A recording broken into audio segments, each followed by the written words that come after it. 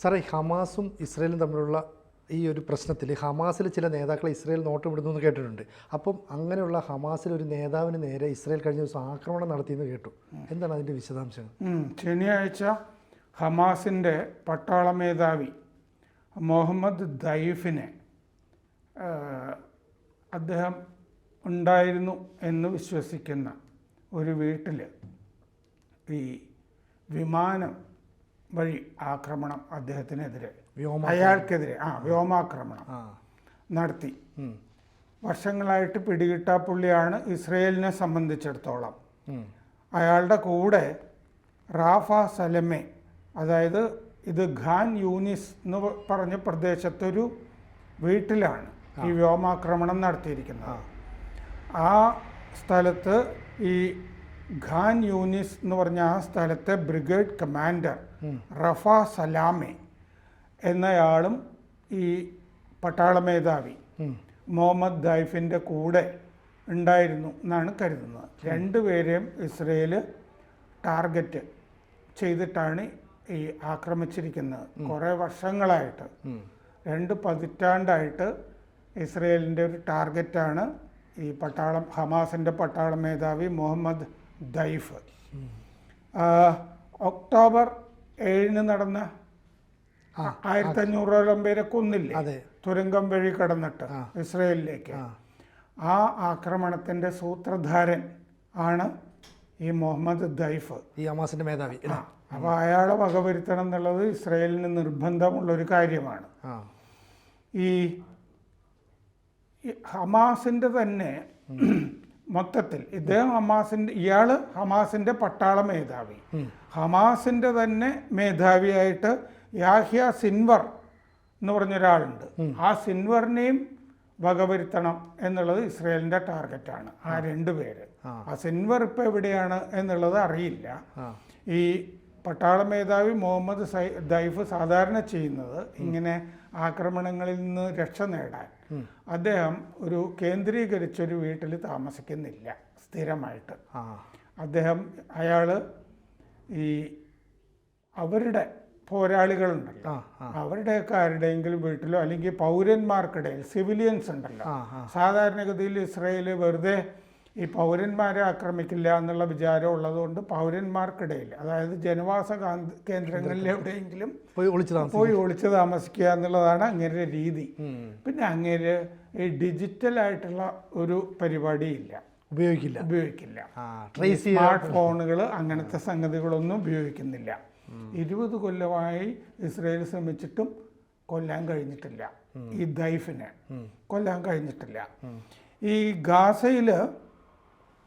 ഗാസയ്ക്ക് തെക്കാണ് ഈ ഖാൻ യൂനിസ് എന്ന് പറഞ്ഞ സ്ഥലം.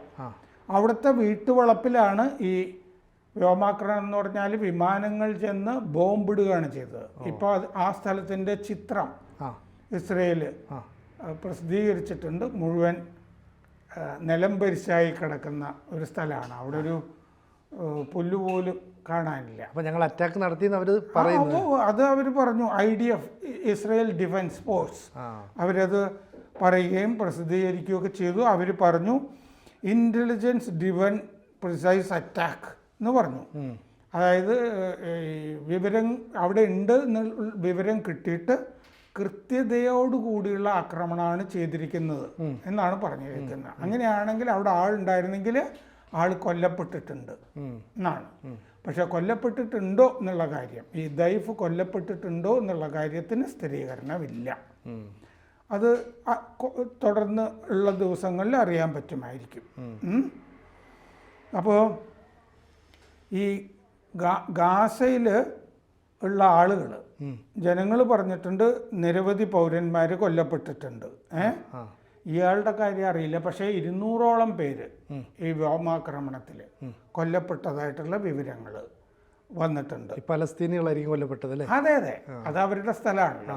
കാരണം എന്താണെന്ന് വെച്ചാൽ ഈ മറ്റേ ഗാസയിൽ പല ഭാഗങ്ങളും ഇസ്രയേലിന്റെ കയ്യിലാണെങ്കിലും ഈ ഖാൻ യൂനിസ് ഇസ്രയേലിന്റെ കയ്യിലല്ല. അതെ, അവിടെ പലസ്തീനികൾ മാത്രം ഉള്ള സ്ഥലമാണ് ആ സ്ഥലം. ഈ ഹമാസിന്റെ പട്ടാളത്തിന്റെ പേര് ഇസദീൻ അൽ ഖസം എന്നാണ്. അതിൻ്റെ ബ്രിഗേഡ്സ് ചീഫ് ആണ് ഈ ദൈഫ്. ഇപ്പോൾ കൊല്ലണം എന്ന് വിചാരിച്ച പട്ടാളത്തിൻ്റെ മൊത്തം കാര്യങ്ങൾ നിശ്ചയിക്കുന്നതും ആക്രമണങ്ങളൊക്കെ എങ്ങനെ വേണമെന്ന് തീരുമാനിക്കുന്നതും ആക്രമണങ്ങളുടെ മുഴുവൻ സൂത്രധാരനുമാണ് ഈ ദൈഫ്. അപ്പോൾ ദൈഫിനെ വകവരുത്തി കഴിഞ്ഞാൽ ഇസ്രയേലിന് ഒരു വലിയ മേധാവിത്വം കിട്ടും, പിന്നെ കുറച്ച് സമാധാനവും കിട്ടും എന്നാണ് അവർ കരുതുന്നത്. ഇപ്പം നമ്മൾ മുഹമ്മദ് ദൈഫ് എന്നാണല്ലോ ഇയാളെ പറ്റി പറയുന്നത്. പക്ഷെ അയാളുടെ ശരിക്കുള്ള പേര് അത് അല്ല, അതാകണമെന്നുമില്ല. എന്തുകൊണ്ടെന്ന് വെച്ചാൽ ദൈഫ് എന്ന അറബിക് വാക്കിൻ്റെ അർത്ഥം അതിഥി എന്നാണ്. ഇയാൾ പല വീടുകളിലും പോയിട്ട് അതിഥിയായിട്ട് കഴിയാണ്, അതുകൊണ്ട് ദൈഫ് എന്ന് പറയുന്നതാണ് എന്നാണ് കരുതുന്നത്.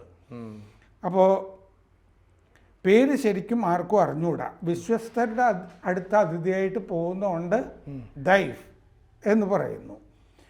മുഹമ്മദ് എന്നുള്ള ആദ്യ ഭാഗം ചിലപ്പോൾ ശരിയാവാം.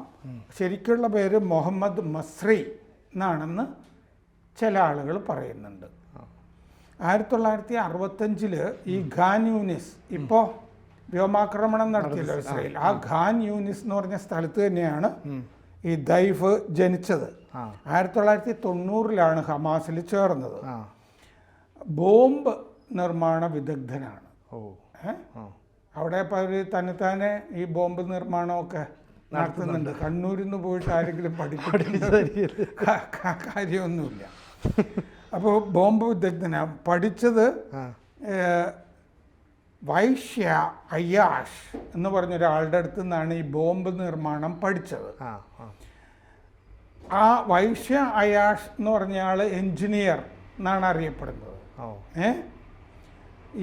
ഇങ്ങനെ ഈ സാധനമൊക്കെ IED വിദഗ്ധനുമൊക്കെ ആയിട്ടുള്ള ഒരാൾ ഇപ്പോൾ MP ആയിട്ട് ജയിച്ചിട്ടുണ്ട് കശ്മീരിൽ നിന്ന്. അയാളും എൻജിനീയർ എന്നാണ് അറിയപ്പെടുന്നത്.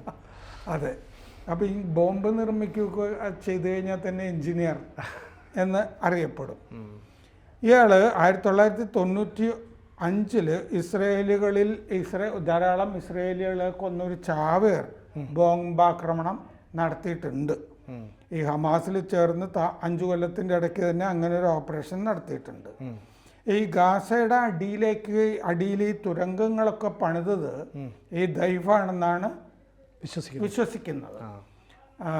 ഈ തുരങ്കങ്ങൾ സേഫാണ്, അതൊന്നും തകർക്കാനൊന്നും കഴിഞ്ഞിട്ടില്ല. ഇസ്രയേൽ എത്ര സ്ഥലം പിടിച്ചാൽ ഈ തുരങ്കങ്ങളൊക്കെ ഇപ്പോഴും സുരക്ഷിതമായിട്ട് കിടക്കുന്നുണ്ട്. 560 മുതൽ 720 വരെ കിലോമീറ്റർ തുരങ്കങ്ങളുണ്ട് എന്നാണ് കണക്കാക്കുക. കിലോമീറ്റർ നീളത്തില്ല. 560, 720. ഇത് എത്ര നീളമെന്ന് മനസ്സിലാക്കാനായിട്ട് നമുക്ക് ഉള്ള ഒരു ഡാറ്റ, ഡൽഹി മെട്രോ 392 കിലോമീറ്ററാണ്. അപ്പോൾ എത്ര ഊഹിക്കാതെ. അതെ, നോയിഡ വരെ ഉണ്ട് ഈ ഡൽഹി മെട്രോ. 2002 ഇയാൾ പട്ടാള ചീഫായത് ഈ ദൈഫ്. ഈ ഭീകരത, അയാളുടെ കരിയർ ഭീകരതയാണല്ലോ. അതെ അതെ. അതിൽ 30 കൊല്ലമായി. അയാളുടെ 3 ചിത്രങ്ങൾ ഇതുവരെ അവൈലബിൾ ആയിട്ടുള്ളൂ. ഒരെണ്ണം ഈ 20-30 വയസ്സിൻ്റെ ഇടയ്ക്ക് എന്ന് പറഞ്ഞാൽ 20s അതിലായിരുന്ന കാലത്താണ്. മറ്റൊന്ന് ഈ മാസ്ക് വെച്ചതാണ്. പിന്നെ കംപ്ലീറ്റ് നിഴലായിട്ടൊരു ചിത്രവും കാണാം. അത് ഇസ്രയേലി ഡിഫൻസ് ഫോഴ്സസ് പ്രതിരോധ കാര്യാലയം ഈ കഴിഞ്ഞ ജനുവരിയിൽ പുറത്തിറക്കിയതാണ് ഏറ്റവും അവസാനത്തേത്.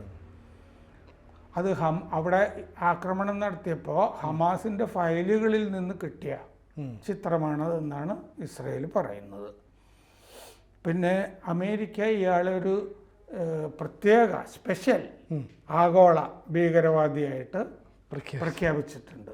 ഒരു പ്രത്യേക തരം സ്പെഷ്യൽ കാറ്റഗറി ആയിട്ടാണ്. അയാൾക്ക് ആക്രമണത്തിലൊക്കെ പല പരിക്കും പറ്റിയിട്ടുണ്ട്. ഒരു കണ്ണില്ല, കാലിൽ പരിക്കുകളുണ്ട്. 2014 ഒരു വ്യോമാക്രമണത്തിൽ അയാളുടെ ഭാര്യയും 2 മക്കളും കൊല്ലപ്പെട്ടു ഇസ്രയേലിൻ്റെ. അപ്പോൾ ഇപ്പോൾ ഒറ്റയാൻ ആണ്. അപ്പോൾ ഒക്ടോബർ 7 നടത്തിയ ആക്രമണത്തിന് ശേഷം ഇയാളുടെ ഒരു സന്ദേശം വന്നിരുന്നു. വീഡിയോ അല്ല, ഓഡിയോ.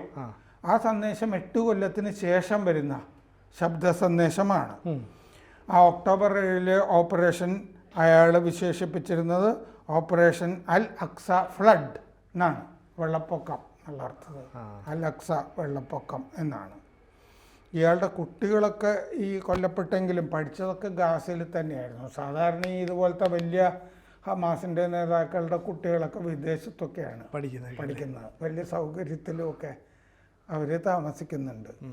അപ്പോൾ ഇയാൾ കൊല്ലപ്പെട്ടു എന്നുള്ള വിശ്വാസത്തിലാണ് ഇസ്രയേൽ ഇരിക്കുന്നത്. കാരണം ആ സ്ഥലം കണ്ടു കഴിഞ്ഞാൽ അങ്ങനെയാണ് ഇരിക്കുന്നത് മൊത്തം.